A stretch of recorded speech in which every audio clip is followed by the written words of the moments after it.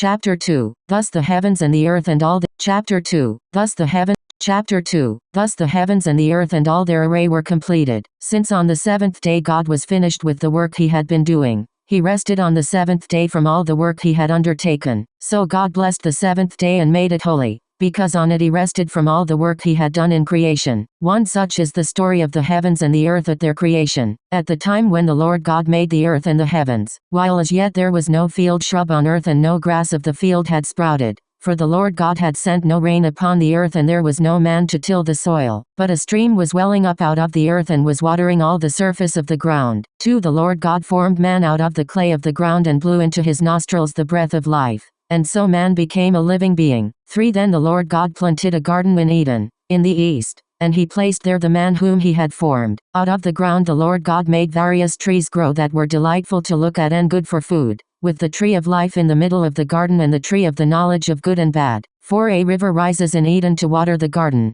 Beyond there it divides and becomes 4 branches. The name of the first is the Pishon. It is the one that winds through the whole land of Havilah, where there is gold. The gold of that land is excellent. Bdellium and lapis lazuli are also there. The name of the second river is the Gihon. It is the one that winds all through the land of Cush. The name of the third river is the Tigris. It is the one that flows east of Ashur. The fourth river is the Euphrates. The Lord God then took the man and settled him in the Garden of Eden, to cultivate and care for it. The Lord God gave man this order: you are free to eat from any of the trees of the garden, except the tree of knowledge of good and bad. From that tree you shall not eat. The moment you eat from it you are surely doomed to die. The Lord God said, it is not good for the man to be alone. I will make a suitable partner for him. So the Lord God formed out of the ground various wild animals and various birds of the air, and he brought them to the man to see what he would call them. Whatever the man called each of them would be its name. The man gave names to all the cattle, all the birds of the air, and all the wild animals,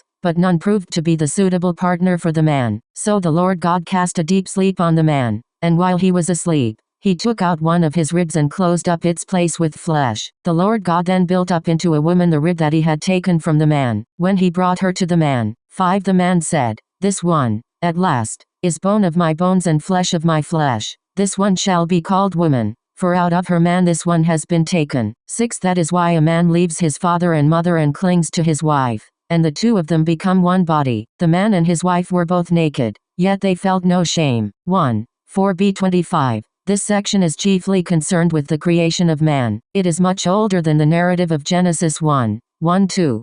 4a. Here God is depicted as creating man before the rest of his creatures, which are made for man's sake. 2. God is portrayed as a potter molding man's body out of clay. There is a play on words in Hebrew between Adam, man, and Adama, ground, being, literally, soul. 3. Eden, used here as the name of a region in southern Mesopotamia. The term is derived from the Sumerian word Eden, fertile plain. A similar sounding Hebrew word means delight. The garden in Eden could therefore be understood as the Garden of Delight, so that, through the Greek version, it is now known also as paradise, literally a pleasure park. 4. 10:14. Rises, in flood to overflow its banks. Beyond there, as one travels upstream, branches, literally, heads, i.e., upper courses. Eden is near the head of the Persian Gulf, where the Tigris and the Euphrates join with 2 other streams to form a single river. The land of Cush here and in Genesis 10:8 is not Ethiopia. Nubia is elsewhere but